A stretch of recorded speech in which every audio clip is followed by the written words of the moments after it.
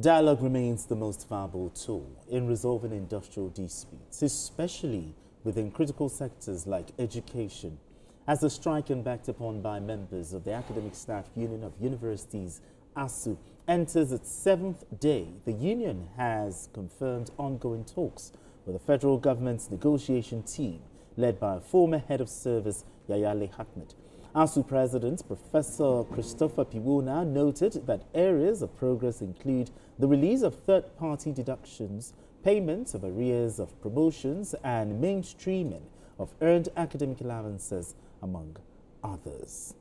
Okay, ASUU's warning strike has entered its 7th day, and there are 7 demands on the table. It has entered its 7th day. I don't know, it kind of rhymes. But now that they said talks are ongoing and they said progress is being recorded, is there light at the end of the tunnel here? Yes, we are seeing something that looks like light. You know, at least out of 7, we've seen 5. 5, okay. So it means that they've crossed the 50% threshold.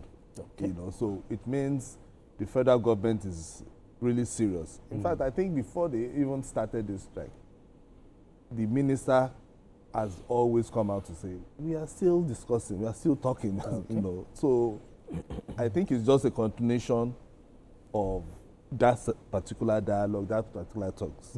Because if they don't do this, it might linger. Even after 7 days, we'll hear another strike, you know. But this is heartwarming that at least the federal government, you know, is talking to them. They've not left that table, you know, and the table in the sense that all the issues, the major issues that concerns the lecturers, they are discussing them one after the other. There's a particular one that it is as far back as 2027. No, 2029, the renegotiated agreement. 2009, the renegotiated. That one, I know that they've kept that one somewhere. It is something that they will still revisit, you know, as well as that of, you know, rehabilitation of, you know, the public school universities. That one too has been kept somewhere. But these other ones, the ones you just read out, mainstreaming of earned academic allowance, release of the third-party deductions, which is like cooperative money and some other things. I think they've discussed that one because that one concerns them personally. Absolutely. You know, and they also discussed something about the victimization of ASUU members in Kaduna State University, LASU, as well as FUTO, Federal University of Technology, Owerri. So it means we are making headway. And like when they started this, I told people, I said, this is a government that said there would not be strike. Yes, they did. You know, they it was said part of the campaign promise. 4 years is 4 years. You know, 4 years is 4 years. This is just, out of the 4 years, ASUU has taken 2 weeks. You understand? So they've taken 2 weeks out of the 4 years. So I know the federal government might not like it, but it is a pointer to the fact that ASUU members want something good from them. And the federal government, they are not sitting idly by. They are discussing, they are talking, they are communicating.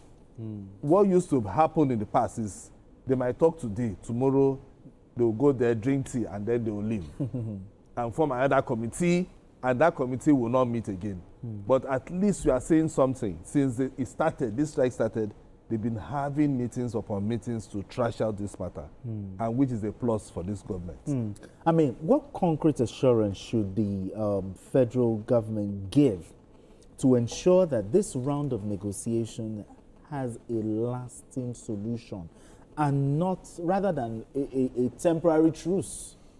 I think let me start with what they should not do. They should not politicize this discussion. They should not just make political statements. It's not enough for the president to declare that there will not be strike, and the people tasked with these responsibilities take it for granted. What I mean by this is, as when this strike was to begin, we still hear people from the federal government saying that we have attended to all these issues. That looks to me like, who is fooling who here? Is it ASUU that is deceiving us, or is it the media that is not reporting the right thing? Now we can see what is going on, which means that don't politicize this issue. You've got to come out straight. You've got to open the books. Do you understand? You've got to open the books. Back in the days, they told us, and even in private universities and universities abroad, you know your day of admission. You know your day when you are going to graduate. You're not doing 4+X. You understand? That is how bad it had been. And so if the government says there will not be strike, it's like saying subsidy is gone. You know, when people thought it was a joke, now we are 2 years into no more subsidy. So we should be 2 years into no strike. Do you understand? So we should take it very serious. All these issues that we have listed, there are things that should be discussed, and by Monday, latest by Monday is even too long, people should go back to school. Let students not be so uncertain about their future. Because now people will be saying, parents will start telling them, go and get some, you and get busy. Go and spend some time in TVC so that you can learn something. It shouldn't be like that. You should be sure that in the next 24 hours, 48 hours, we'll be back to school. So I want sincerity on the part of government. I want government to take lecturers very, very seriously. They do a lot. They do a lot. I'm not talking about the, pardon my language, the useless lecturers who force people to do untoward things before they get marks. But for those who are building our future, who are building reformers, who are building leaders, those set of people shouldn't be taken for granted. And this thing should be taken seriously. I think one other issue, maybe that's the part ASUU has not touched, is this issue of proliferation of schools. Yeah, I think they put a pause to that. So I think it's a good call by ASUU. This will help us to consolidate on what we have. We have so many schools. And they even want this law to extend to private universities. I don't know whether that is asking for too much, but it's a way of saying that let us make what we have very powerful. And that's when they give them that moratorium. All right, I'll rephrase that same question. Okay, I mean, what mechanism should be put in place so that the promises made during these negotiations are implemented and not just left on paper? I think from what the minister said, there's a 150 billion naira, allocated for issues concerning the tertiary institution. So part of that money would definitely be used, for this, because the issues that concerns their welfare has to be dealt with. I don't see a lecturer, for instance, a university professor, earning 500,000 naira, and you want that professor to function well. I mean, why should a professor earn half a million? It doesn't make sense. Okay, or a lecturer earning 200K. He will have to sell textbook. He will force students to buy textbook. He will definitely look for what is it called, a business center. Exactly. Formulate one course outline. And then write, and then force everybody to buy. And if you don't buy, you won't pass my course. I'll be teaching in a private university. Of course. And abandon his primary job. Definitely. Or maybe bringing, sometimes some people just used to tell me that they'll bring food stuff and then they'll come and sell, and you must buy. You understand? So all these things has to stop, So we must not get to a point whereby our lecturers will be, their attitude and their character will be demeaning, to people. And when you look at it, say, my lecturer, this is what he's doing, or this is what she's doing, So we must make sure that our lecturers are given that respect and regard. Exactly. Somebody was saying we should see education as an investment. True. It is. True. You understand? It is. Because what we are doing is trying to make education like an expenditure. Oh, it's education. Oh, yeah, put money there. No. It's an investment. We must see it as something that when people go there, they get from it. They invest. People invest in that. You are investing your time. And when they are leaving, they become investors in the educational sector. Exactly, because they give back. So that is how it has to be. Because that is how it's done everywhere around the world. And that is why you see some people, when you go outside, people come back to say, okay, we want to give back. Exactly. To my institution. Because of what the university or... All right, but let's also look, we talk about the impact of the strike on the lecturers, now on the students now. Let's look at the impact of this strike on the students' academic calendars. You want to quickly chew on that? Yeah, definitely. It's going to, for 2 weeks, 2 weeks is going to affect them. You know, particularly those who are even preparing to either leave the school, you know, for service, or those who are preparing for final exams and all that, or for exams. You know, it's going to affect them. Yeah, I just want to appeal to ASUU because I heard that they had a meeting. They've been having meetings, their Congress meetings around, you know, and some of them are insisting that they should continue with the strike. You know, but you know, NEC is the one that would either give the finality on whether to call it off. Okay. But with what we are seeing, I feel ASUU, if they feel that the federal government is sincere, okay, they should be able to, you know, say, okay, fine. When are you starting? You know, it shouldn't just be a meeting of going, okay, ticking it or ticking the boxes. It should be a meeting of deliverables. Okay. When is this one going to be paid? When is this one going to be delivered? When is it? Let them set it out and then send it out, and even let the media know that on so day they've said they are going to give us. Because what I notice is that most times they go to these meetings, and at the end of the day, we don't get to know the nitty-gritty in all this. What we get. It's just general, oh, they've called off strike, and that is it. It is when the thing has hooked them, you know, they will now come and say they want to go on strike. It shouldn't be like that. Now, this is the opportunity. We are giving ASUU this opportunity now.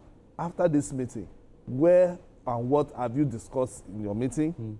What did the federal government promise to give, or when are they going to give you this XYZ? Let the people know, so that even when, that is what we call accountability. We can now hold the government now to account and say, okay, you said on January or October so time, you are going to pay ASUU members XYZ amount of money. Have you done that? If they've not done that, it's even a plus for the federal. They will come out, we have done it. You understand? So, but they must hold them to account, and that's what we want, so that the students do not sit at home. Most of them now, they've started doing other things. We don't know what they are doing. Some are doing internship in so many places, and you know, because based on how our curriculum is, most of them are not into either IT or into technical knowledge, industrial whatever, any experience. So, and some are just sitting down. Some are just sitting down and watching Netflix. So, so the best thing now is for us to see how we can take them back to school, so that they will finish up their education. Okay, all right, but just in just 1 minute, because we need to go on this quick break. I mean, do you think this continuous instability could push more students and lecturers to seek opportunities abroad, which could also worsen the brain drain that we're talking about? Yes, and yes, it is. Definitely when you have any sign that things are not the way you want, you will definitely plan alternative.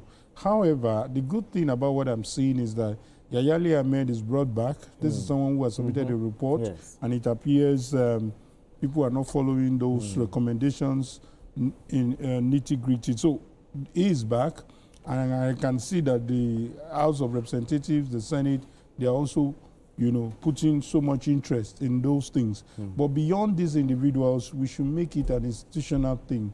The key word is see it as an investment. I think it's something that we should not take for granted. Trust me, when we have more educated people, there's less crime. Yes. When we have more educated, informed people, the level of engagement and accountability from government is more, you know, more thorough. But when you have, I listened to Fashola today, just an aside, you know, Fashola was saying that let's involve our children in this party. Let's even have APC clubs, you know, in different schools. What he's saying is, it's time to carry the youth along. Don't let them see us as we don't care about them.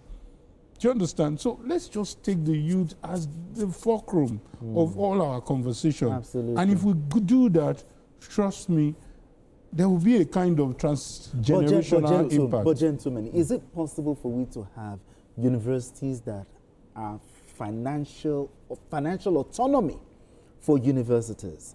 I mean, where they can manage their IGR and stop this dependence on federal subventions. It was one of the things that they were suggesting, and I know that at some point some schools say no.